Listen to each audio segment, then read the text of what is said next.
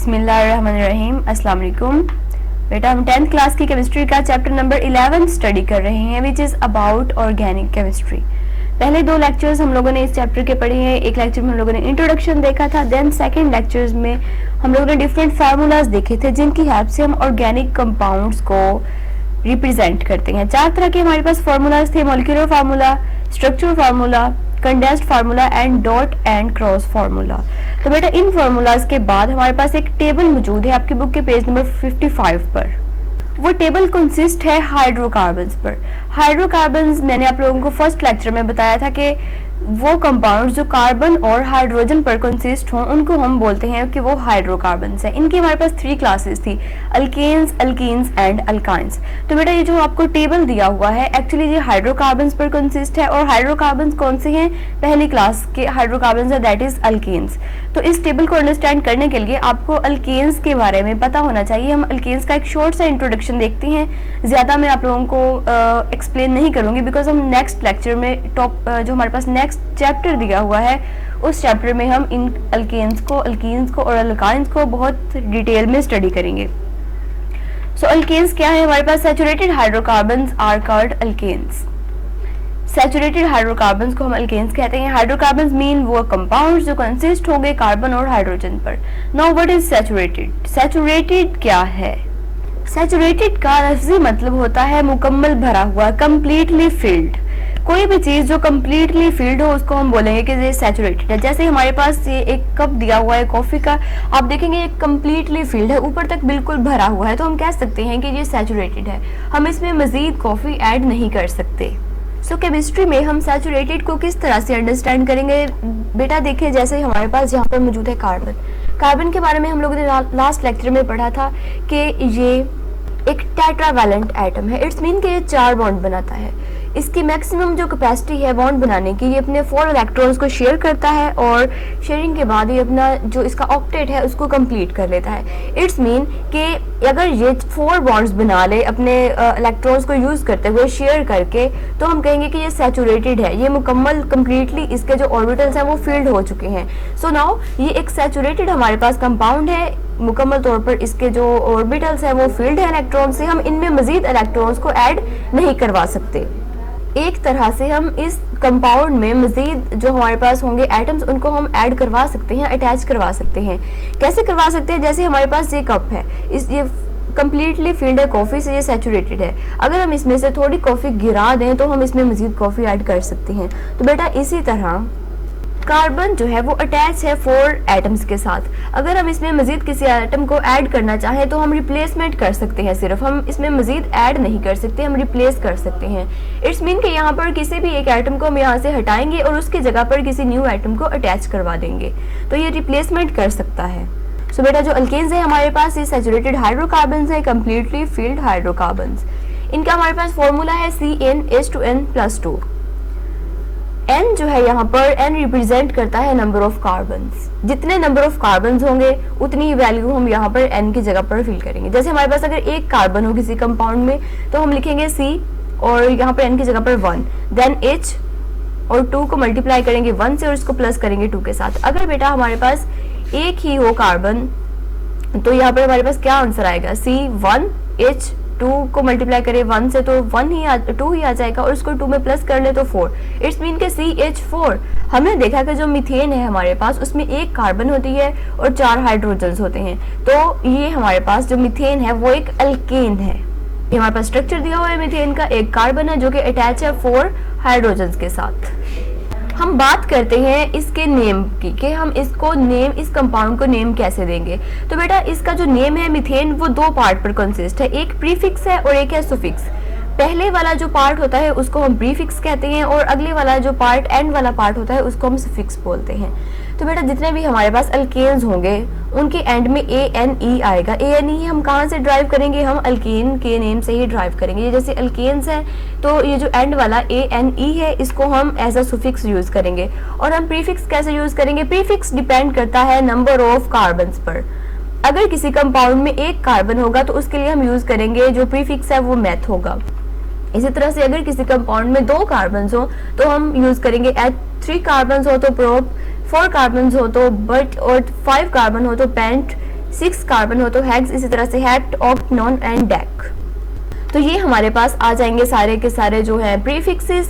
Then हम suffix सब के साथ एन ही यूज करेंगे, बिकॉज अल्केन में हम एन ही यूज करेंगे। अगर हम इसके दूसरी क्लासेस की बात करें अल्कीन की या अल्काइन की, तो हम यहाँ पर इन यूज करेंगे फॉर अल्कीन, एंड अल्काइंस के लिए हम आइन यूज करेंगे। मिथाइन वो हमारे पास आ जाएगा इथीन। सो अभी आप जस्ट अल्केन्स को ही अंडरस्टैंड करें, जैसे हमने इस चीज को पढ़ा के जो हमारे पास प्रीफिक्सेस होते हैं वो डिपेंड करते हैं नंबर ऑफ कार्बन एटम्स पर।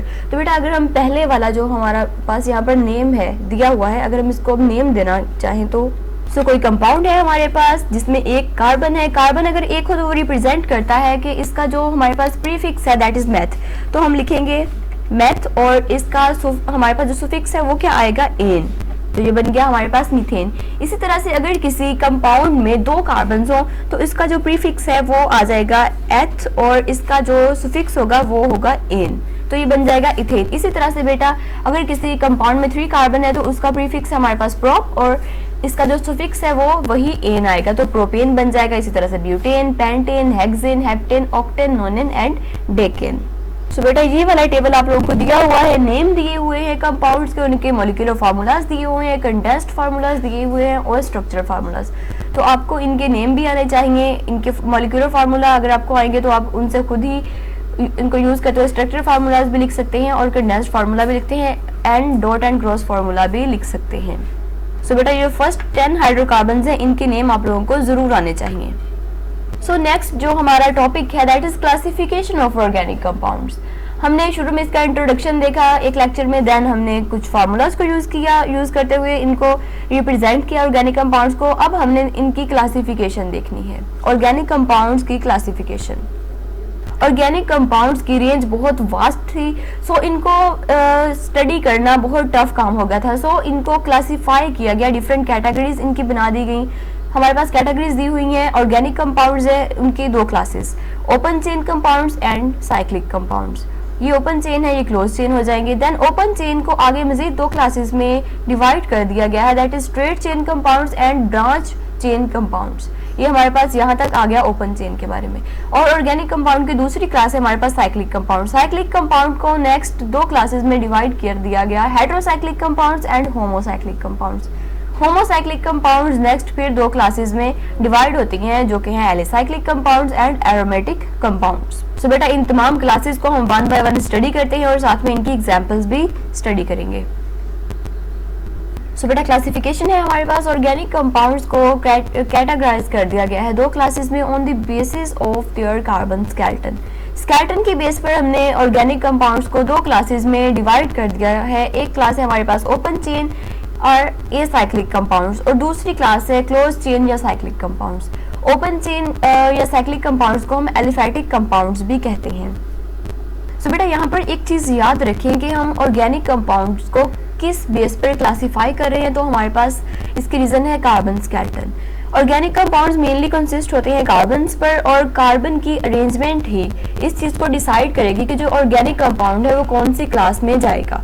सो इन क्लासेस को हम स्टडी करते हैं। पहले है हमारे पास ओपन चेन या एसाइक्लिक कंपाउंड्स, या फिर इनको हम एलिफैटिक कंपाउंड्स भी कहते हैं। ये वो ब्रांच है जिस ब्रांच में कार्बन एटम्स एक दूसरे के साथ कनेक्टेड हैं विया सिंगल बॉन्ड, लेकिन देखें कि इनकी एक चेन है हमारे पास, बट ये चेन ओपन चेन है। जो हमारे पास टर्मिनल कार्बन है, जैसे ये वाला कार्बन है और ये वाला कार्बन, बेटा किसी भी चेन में जो हमारे पास एंड वाला कार्बन होता है उसको हम टर्मिनल कार्बन कहते हैं। तो यहाँ पर ये जो हमारे पास टर्मिनल कार्बन है, देखिए ये ओपन कार्बन है, ये एक दूसरे के साथ कनेक्टेड नहीं है। सो इन कंपाउंड्स को हम ओपन चेन कंपाउंड्स कहते हैं। इसकी डिफाइन हम देखते हैं ओपन चेन कंपाउंड्स की। Open chain compounds are those in which the end carbon atoms are not joined with each other. In this way they form long chain of carbon atoms. हमारे पास ये example है कि ये देखिए एक long chain हमारे पास मौजूद है कार्बन एटम्स की, बट जो हमारे पास एंड वाले कार्बन है वो एक दूसरे से कनेक्टेड नहीं है। सो ये जो चेन है ये ओपन चेन है। एंड ओपन चेन या साइक्लिक कंपाउंड्स को हम लोगों ने नेक्स्ट 2 क्लासेस में डिवाइड किया था। कौन कौन सी वो क्लासेस थी? हमारे पास 2 क्लासेस थी, एक स्ट्रेट चेन थी, दूसरी ब्रांच चेन। इन दोनों क्लासेस को हम देखते हैं। स्ट्रेट चेन है हमारे पास, straight chain compounds are those in which carbon atoms linked with each other through a single, double or triple bond forming a straight chain. Mainly ये भी चेन कंसिस्ट है हमारे पास कार्बन आइटम्स पर, और कार्बन आइटम्स एक दूसरे से कनेक्टेड हैं और इनके दरमियान में सिंगल बॉन्ड भी हो सकता है, डबल बॉन्ड भी हो सकता है और ट्रिपल बॉन्ड भी हो सकता है, लेकिन इनकी जो चेन है वो स्ट्रेट रहेगी। जैसे हमारे पास एग्जाम्पल है, ये हमारे पास एक स्ट्रेट चेन दिखाई गई है और हमारे पास एग्जाम्पल है एन ब्यूटेन की। हमने देखा था नॉर्मल ब्यूटेन में 4 कार्बन आइटम्स है, चारों इस तरह से कनेक्टेड होती हैं और उनके साथ फिर हम हाइड्रोजन्स को अटैच करवाकर उनकी जो वैलेंसी है उसको हम कंप्लीट कर देते थे। तो हमारे पास ये बनती थी straight chain compound, that is normal butane. तो जो दूसरी हमारे पास टाइप है that is branch chain. Branch chain compounds are those in which there is a branch along a straight chain. Straight chain मौजूद है हमारे पास कार्बन की अगर उसके साथ कोई ब्रांच मौजूद हो। जैसे हम लोगों ने ब्यूटेन की एग्जांपल देखी थी कि हमारे पास मॉलिक्यूलर फार्मूला सेम था लेकिन हमने स्ट्रक्चर फार्मूलाज डिफरेंट कर दिए थे ब्यूटेन के। सो वही चीज़ है कि ये हमारे पास दी हुई थी एक स्ट्रेट चेन। अगर हम इसी स्ट्रेट चेन को यूज करते हुए एक कार्बन को यहाँ से उठाकर किसी एक कार्बन के साथ अटैच करवा दें तो हमारे पास एक ब्रांच बन जाएगी कार्बन की। जैसे यहाँ पर हम लोगों ने यहाँ से टर्मिनल कार्बन को उठाया है और इस कार्बन के साथ अटैच कर दिया तो ये एक ब्रांच बन गई है। और इसकी एग्जाम्पल है हमारे पास आइसोब्यूटेन। हमने आइसोब्यूटेन को जब हम मॉलिक्यूलर फार्मूला को स्टडी कर रहे थे, स्ट्रक्चर फार्मूला को स्टडी कर रहे थे, तब हमने इसकी एग्जाम्पल देखी थी। और हम इसको आइसो क्यों कहते हैं, बिकॉज एक आइसोमर है नॉर्मल ब्यूटेन का। और एक और बात कि अगर जो हम ब्रांच कार्बन है हमारे पास, अगर वो हम स्ट्रेट चेन में सेकंड लास्ट कार्बन पर अटैच करवाएं तो उस कंपाउंड को हम आइसो का नाम देंगे। तो यहाँ पर देख लें हमने इस कार्बन को सेकंड लास्ट कार्बन के साथ अटैच करवाया है तो ये हमारे पास है iso butane. And open chain compounds are also called aliphatic compounds. Open chain compounds को हम एलिफैटिक कंपाउंड्स भी कहते हैं एंड एसाइक्लिक कंपाउंड्स भी कहते हैं। यहाँ तक हमारे पास थी एक क्लास ऑर्गेनिक कंपाउंड्स की जिनको हम लोगों ने स्टडी किया है। ऑर्गेनिक कंपाउंड की ये वाली क्लास ओपन चेन कंपाउंड्स थे। ओपन चेन कंपाउंड्स को हमने स्टडी किया, देन हमने ओपन चेन को मजीद 2 क्लासेस में डिवाइड कर दिया, स्ट्रेट चेन कंपाउंड्स और ब्रांच चेन कंपाउंड्स। तो इन दोनों को भी हमने स्टडी कर लिया। तो अब हम देखते हैं साइक्लिक कंपाउंड्स को। साइक्लिक कंपाउंड्स को पहले हम डिवाइड करेंगे होमोसाइक्लिक और हेटेरोसाइक्लिक में, देन हम होमोसाइक्लिक को नेक्स्ट फिर स्टडी करेंगे एलिसाइक्लिक कंपाउंड्स में और एरोमेटिक कंपाउंड्स में। सो स्टार्ट करते हैं क्लोज चेन या साइक्लिक कंपाउंड से। इसके डिफाइन है हमारे पास क्लोज चेन और cyclic compounds are those in which the carbon atom at the end of the chain are not free. हमारे पास कार्बन एटम्स की एक चेन मौजूद है, कार्बन एटम एक दूसरे से कनेक्टेड हैं और एक चेन बना रहे हैं, लेकिन यहाँ पर क्या है कि जो हमारे पास टर्मिनल कार्बन है वो फ्री नहीं है, वो एक दूसरे से कनेक्टेड होंगी। They are linked to form a ring, वो एक दूसरे से लिंक्ड होंगी और एक रिंग बना देंगी। इसकी हम एग्जाम्पल देखते हैं। बेटा जैसे ये हमारे पास एक स्ट्रेट चेन थी जो कि कंसिस्ट है 6 कार्बन्स पर। अगर इसके ये जो टर्मिनल कार्बन्स है, एंड वाली कार्बन्स है, ये फ्री ना हो, इट्स मीन कि ये एक दूसरे से कनेक्टेड हो, तो ये एक रिंग शेप बना देंगे। रिंग कैसी बनेगी इनकी, कुछ इस तरह से ये रिंग बना देंगी। देखिए वही हमारे पास 6 कार्बन है, लेकिन अब जो हमारे पास सपोज करेंगे ये फर्स्ट कार्बन थी और ये लास्ट कार्बन थी। पहले हमारे पास एक चेन थी जो कि स्ट्रेट थी, देन जब फर्स्ट और लास्ट कार्बन एक दूसरे से कनेक्ट हुई तो कुछ इस तरह से अरेंजमेंट हो गई तमाम एटम्स की। सो इस तरह के कंपाउंड्स को हम कहते हैं कि ये साइक्लिक कंपाउंड्स हैं। और साइक्लिक कंपाउंड्स फर्दर डिवाइडेड होते हैं 2 क्लासेस में। कौन कौन सी क्लासेस हैं? होमोसाइक्लिक और carbocyclic compounds and heterocyclic compounds. इन दोनों क्लासेस को हम स्टडी करते हैं। सो पहले है हमारे पास होमोसाइक्लिक और कार्बोसाइक्लिक कंपाउंड्स। कैसे कंपाउंड्स हैं ये? होमोसाइक्लिक और carbocyclic compounds contain rings which are made up of only one kind of atoms, जो कि हैं कार्बन एटम्स। हमने रिंग्स को देखा कि किस तरह से एक स्ट्रेट चेन थी, उसको उसके एंड वाले कार्बन अगर फ्री ना हो, एक दूसरे से कनेक्टेड हो, तो वो एक रिंग की शेप ले लेते हैं। सो इसी चीज को हमने नेक्स्ट जब क्लासिफाई किया 2 क्लासेस में, हमारे पास 2 क्लासेस आ गई, होमोसाइक्लिक या फिर हेटेरोसाइक्लिक। होमोसाइक्लिक में क्या होगा, जो हमारे पास एक रिंग होगी उसमें तमाम के तमाम एटम्स कार्बन ही मौजूद होंगे, कार्बन के अलावा कोई भी और एटम मौजूद नहीं होगा। सो ऐसे कंपाउंड्स को हम नाम देते हैं होमोसाइक्लिक या कार्बोसाइक्लिक कंपाउंड्स का। और इसकी एग्जाम्पल है हमारे पास बेंजीन। होमोसाइक्लिक कंपाउंड्स को 2 क्लासेस में फर्दर डिवाइड किया जाता है, एरोमेटिक कंपाउंड्स हैं और एलिसाइक्लिक कंपाउंड्स हैं। इन दोनों कंपाउंड्स को हम देखते हैं। एरोमेटिक कंपाउंड्स कैसे कंपाउंड्स होंगे? These organic compounds contain at least one benzene ring in their molecule. ये ऐसे कंपाउंड्स होंगे जिनके स्ट्रक्चर में एटलीस्ट 1 बेंजीन रिंग मौजूद होनी चाहिए। सो ऐसे कंपाउंड्स को हम एरोमेटिक कंपाउंड्स का नाम देंगे। सो बेंजीन रिंग क्या है? हम बेंजीन रिंग को स्टडी करते हैं। Benzene ring is made up of 6 carbon atoms with 3 alternating double bonds. इसका फॉर्मूला होता है हमारे पास C6H6, ये बेंजीन का है हमारे पास मॉलिक्यूलर फार्मूला। जब हम इसको अरेंज करते हैं, ये एक रिंग है हमारे पास, तो 6 कार्बन इस तरह से हो जाएंगी अरेंज, और हर कार्बन के साथ एक एक हाइड्रोजन भी अटैच करवाएंगे। बिकॉज हमारे पास 6 हाइड्रोजन है, तो हम हर कार्बन के साथ एक एक हाइड्रोजन यहाँ पर अटैच करवा देंगे। तो अब देखें कि क्या कार्बन की जो वैलेंसी है वो कंप्लीट हो चुकी है। कार्बन टेट्रावैलेंट है, 4 बॉन्ड बनाती है। सो हर जहाँ पर जो हर कार्बन मौजूद है उसने सिर्फ अभी तक 3 बॉन्ड बनाए हैं, चौथा इसने बॉन्ड नहीं बनाया। अब एक इलेक्ट्रॉन इस कार्बन के पास फ्री पड़ा हुआ है, एक इलेक्ट्रॉन इसके पास, तो ये अपने इन दोनों इलेक्ट्रॉन्स को शेयर करेंगे और यहाँ पर एक बॉन्ड क्रिएट हो जाएगा। इसी तरह से अब इस कार्बन के ये 4 बॉन्ड्स कंप्लीट है, लेकिन इस कार्बन के 4 बॉन्ड कंप्लीट नहीं है, तो ये क्या करेगी, इस वाले कार्बन के साथ अपने इलेक्ट्रॉन को शेयर कर लेगी। इसी तरह से ये दोनों कार्बन्स भी अपने 4th इलेक्ट्रॉन को शेयर करेंगी और डबल बॉन्ड बना लेंगी। सो बेटा बेंजीन रिंग कंसिस्ट होती है 6 कार्बन्स पर, 6 हाइड्रोजन्स पर, और इनके दरमियान में डबल बॉन्ड होते हैं। डबल बॉन्ड कैसे होंगे, अल्टरनेटिंग। इट्स मीन कि एक जो है बॉन्ड छोड़कर नेक्स्ट जो हो वो अगर डबल हो, देन फिर एक सिंगल हो, फिर डबल हो, फिर सिंगल हो, फिर डबल हो। तो इस तरह की बॉन्डिंग को हम कहते हैं कि ये alternate single and double bonds मौजूद है, और ये बेंजीन रिंग में मौजूद होते हैं। So a benzene ring is made up of 6 carbon atoms with 3 alternating double bonds। तो बेटा बेंजीन रिंग को हमने देखा कि 6 कार्बन है, 6 हाइड्रोजन है, और 3 इसमें अल्टरनेटिंग सिंगल और डबल बॉन्ड्स भी मौजूद हैं। They are called aromatic. इनको हम एरोमेटिक क्यों कहते हैं, अरोमा का मीन होता है स्मेल। सो बेटा इन कंपाउंड्स की एक स्पेसिफिक स्मेल होती है, एरोमा होता है, जिस वजह से हम इन कंपाउंड्स को एरोमेटिक कंपाउंड्स का नाम देते हैं। सो हमारे पास एग्जाम्पल है इसकी, बेंजीन है और नैफ्थलीन है। ये हमारे पास बेंजीन का स्ट्रक्चर दिया हुआ है, और ये है नैफ्थलीन। नैफ्थलीन को हम लोगों ने फर्स्ट वाले लेक्चर में पढ़ा था, आप लोगों को याद होगा कि हम इसको क्यों यूज करते थे नैफ्थलीन को, क्योंकि इसकी बड़ी स्ट्रॉन्ग स्मेल होती थी। सो बेटा ऐसे तमाम कंपाउंड्स जिनका कोई एरोमा होता है, जिनकी कोई स्मेल होगी, उनको हम एरोमेटिक कंपाउंड्स बोलेंगे।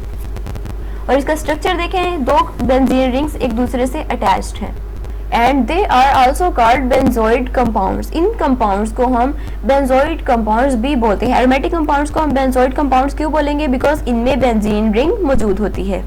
तो देखिए क्लासिफिकेशन में हम कहाँ तक पहुंच चुके हैं। ऑर्गेनिक कंपाउंड्स की 2 क्लासेस थी हमारे पास, ओपन चेन और साइक्लिक कंपाउंड्स या क्लोज चेन। ओपन चेन को हम लोगों ने स्टडी कर लिया, देन अब हमने साइक्लिक कंपाउंड्स को हम स्टडी करें। इसमें हमारे पास 2 क्लासेस है, होमोसाइक्लिक एंड हेटेरोसाइक्लिक। होमोसाइक्लिक को नेक्स्ट फिर से 2 क्लासेस में डिवाइड किया गया है, एरोमेटिक और एलिसाइक्लिक। एरोमेटिक को हमने स्टडी कर लिया, जिनमें बेंजीन रिंग मौजूद होनी चाहिए और इनकी एक स्पेसिफिक स्मेल होती है, जिस वजह से हम इनको एरोमेटिक कंपाउंड्स भी बोलते हैं, और बेंजीन रिंग की वजह से इनको बेंजोइड कंपाउंड्स भी कहते हैं। तो अब बेटा हम स्टडी करेंगे एलिसाइक्लिक कंपाउंड्स को, और नेक्स्ट फिर साइक्लिक कंपाउंड की जो हमारे पास दूसरी ब्रांच है, दैट इज हेटेरोसाइक्लिक कंपाउंड्स, हम उनको स्टडी करेंगे। तो अभी हम स्टडी करेंगे एलिसाइक्लिक कंपाउंड्स को। Alicyclic compounds are non benzoid compounds. इनको नॉन बेंजोइड कंपाउंड्स भी कहते हैं। इट्स मीन कि यहाँ पर फिर कोई बेंजीन रिंग मौजूद नहीं होगी। सो देखते हैं कि इनकी डिफाइन क्या है। Carbocyclic compounds which do not have benzene ring in their molecules are called alicyclic or not benzoid compounds. तो बेटा ऐसे तमाम कंपाउंड्स जो कि क्लोज चेन तो हों और कार्बन पर ही कंसिस्ट हो, कार्बन के अलावा कोई और इनमें एटम मौजूद ना हो, इट्स मीन कि होमोसाइक्लिक हो, लेकिन उनमें बेंजीन रिंग मौजूद ना हो, तो ऐसे कंपाउंड्स को हम एलिसाइक्लिक कंपाउंड्स कहेंगे या फिर नॉन बेंजोइड कंपाउंड्स कहेंगे। तो एग्जांपल्स हैं हमारे पास साइक्लोब्यूटेन है और साइक्लोहेक्सेन। अब देखिए यहाँ पर सिंपल देखें, 4 हमारे पास कार्बन है और 4 कार्बन वाले कंपाउंड को हम कहते हैं ब्यूटेन है। हमारे पास सिंगल बॉन्ड्स मौजूद हैं इनके दरमियान में, तो ये हमारे पास है ब्यूटेन, लेकिन ये स्ट्रेट चेन नहीं है, इसकी चेन क्लोज है। तो हम सिंपली क्या करेंगे, हम इसके लिए जो एक हमारे पास प्रीफिक्स है हम वो यूज करेंगे, that is cyclo. Cyclic ring की वजह से हम इसको साइक्लो बोलेंगे, साइक्लोब्यूटेन। इसी तरह से यहाँ पर ये वाला जो कंपाउंड है इसमें कार्बन देख ले, 6 कार्बन है, तो 6 कार्बन वाले हम जो हमारे पास हाइड्रोकार्बन है, अल्केन होगा, उसको हम कहेंगे साइक्लो, उसको हम हेक्सेन कहेंगे। और ये साइक्लिक कंपाउंड है, इस वजह से हम इसको साइक्लोहेक्सेन कहेंगे। और ये हमारे पास नॉन बेंजोइड कंपाउंड है। लेकिन बेटा देखें इसका जो स्ट्रक्चर है वो बिल्कुल बेंजीन रिंग की तरह नहीं लगता। देखिए इसके 6 कॉर्नर्स हैं, और जो हमारे पास बेंजीन थी उसके भी हमारे पास 6 कॉर्नर्स थे। तो फिर इसको हम लोगों ने नॉन बेंजोइड कंपाउंड क्यों कहा है? ये आप लोगों के लिए असाइनमेंट है, इसका आप लोग मुझे आंसर देंगे कि इसको हम लोग नॉन साइक्लिक कंपाउंड्स में क्यों लेकर आए हैं। सॉरी, नॉन साइक्लिक नहीं, नॉन बेंजोइड कंपाउंड। सो इसके बाद नेक्स्ट जो हमारे पास टाइप है दैट इज हेटेरोसाइक्लिक कंपाउंड्स। ये कैसे कंपाउंड्स होंगे? Cyclic compounds that contain 1 or more atoms other than that of carbon atom in their rings are called heterocyclic compounds. वो कंपाउंड्स जो कि साइक्लिक तो हों लेकिन उनकी जो साइकिल होगा, उनकी जो रिंग होगी, उसमें कार्बन के अलावा कोई और एटम भी हो सकता है, उन कंपाउंड्स को हम हेटेरोसाइक्लिक कंपाउंड्स कहेंगे। एग्जाम्पल है हमारे पास थायोफीन है और पिरिडीन है। अब देखिए ये हमारे पास रिंग्स दी हुई है, यहाँ पर भी कार्बन है, इस कॉर्नर में भी कार्बन है, यहाँ भी कार्बन, यहाँ भी कार्बन, बट जो एक कॉर्नर है वहां पर हमारे पास सल्फर मौजूद है। तो ये जो कंपाउंड है इसको हम हेटेरोसाइक्लिक कंपाउंड कहेंगे और इसका नेम है थायोफीन। और ये वाला जो कंपाउंड है देखिए जस्ट लाइक बेंजीन रिंग की तरह ही ये भी कार्बन है, ये भी हमारे पास कंपाउंड है। इसमें यहाँ पर भी कार्बन कार्बन कार्बन, यहाँ इस कॉर्नर पर भी कार्बन मौजूद है, इस कॉर्नर पर भी कार्बन मौजूद है, बट ये जो 6 वाला इसमें कॉर्नर यहाँ पर मौजूद है, यहाँ पर कार्बन नहीं है, नाइट्रोजन है। तो इस नाइट्रोजन की वजह से इस कंपाउंड को हम बेंजीन नहीं कहेंगे बल्कि इसको हम पिरिडीन कहेंगे। तो बेटा हमने तमाम क्लासेस को स्टडी कर लिया, हम एक दफ़ा इसको रिवाइज कर लेते हैं। बहुत ज़्यादा क्लासेस थी, सो इन सब को आप लोगों ने मिक्स नहीं करना, इनको सेपरेट रखें। ये जो फ्लो चार्ट डायग्राम है ये आपको बहुत हेल्प आउट करेगी। ऑर्गेनिक कंपाउंड्स से सबसे पहले हमारे पास उनको हमने 2 क्लासेस में डिवाइड कर दिया। किस बेस पर? कार्बन स्केलेटन की बेस पर। कार्बन स्केलेटन अगर तो स्ट्रेट है, अगर कार्बन स्केलेटन ओपन चेन है तो उसको हमने इस क्लास में रख दिया। अगर उसकी कोई रिंग वगैरह मौजूद है उसमें तो उसको हमने साइक्लिक कंपाउंड में रख दिया। देन ओपन चेन कंपाउंड्स भी 2 तरह के फिर थे, एक स्ट्रेट चेन थे, दूसरे ब्रांच चेन थे, ठीक है। और जो साइक्लिक कंपाउंड्स हैं हमारे पास उनको भी नेक्स्ट 2 क्लासेस में डिवाइड करना पड़ा। किस बेस पर हमने इनको डिवाइड किया? बिकॉज साइक्लिक कंपाउंड्स में हमारे पास जो रिंग बनेगी उसमें अगर तो जो रिंग है वो कंप्लीटली कंसिस्ट हो कार्बन एटम्स पर तो उसको हम कहेंगे कि ये होमोसाइक्लिक कंपाउंड है। लेकिन अगर रिंग में कार्बन के अलावा कोई और एटम भी मौजूद हो तो उसको हम हेटेरोसाइक्लिक कंपाउंड कहेंगे। इसकी हमने एग्जांपल देखी, हमारे पास एग्जांपल थी पिरिडीन थी, इसके अलावा पायरोल रिंग्स भी मौजूद हैं। होमोसाइक्लिक कंपाउंड्स में भी नेक्स्ट हमने 2 तरह के कंपाउंड्स देखे। कुछ कंपाउंड्स जो थे उनमें बेंजीन रिंग मौजूद थी और कुछ कंपाउंड्स में बेंजीन रिंग मौजूद नहीं थी। तो इन होमोसाइक्लिक कंपाउंड्स को भी हमने 2 क्लासेस में डिवाइड कर दिया। वो कंपाउंड्स जिनमें एटलीस्ट 1 या 1 से ज्यादा बेंजीन रिंग्स मौजूद हों उनको हमने एरोमेटिक कंपाउंड्स का नाम दिया और इनकी बड़ी स्ट्रॉन्ग स्मेल भी थी, जैसे नेफ्थलीन है हमारे पास। और वो तमाम होमोसाइक्लिक कंपाउंड्स जिनमें बेंजीन रिंग मौजूद नहीं थी उनको हमने नाम दिया एलिसाइक्लिक कंपाउंड्स का, जैसे हमारे पास साइक्लोब्यूटेन है, साइक्लोहेक्सेन है। सो बेटा आई होप आप लोगों को अच्छे से इसकी समझ आ गई होगी इस लेक्चर की। अगर कोई क्वेश्चन हो, कोई कंफ्यूजन हो तो आप लोग ज़रूर पूछें, क्वेश्चन करें। और अगर आप लोगों को सारा लेक्चर समझ आ गया है तो मुझे मेंशन करें कि आप लोगों को ये क्लियर है। इंडिविजुअली सब लोग मुझे टेक्स्ट करें, बताएं कि आप लोगों को लेक्चर क्लियर है। अल्लाह हाफिज़।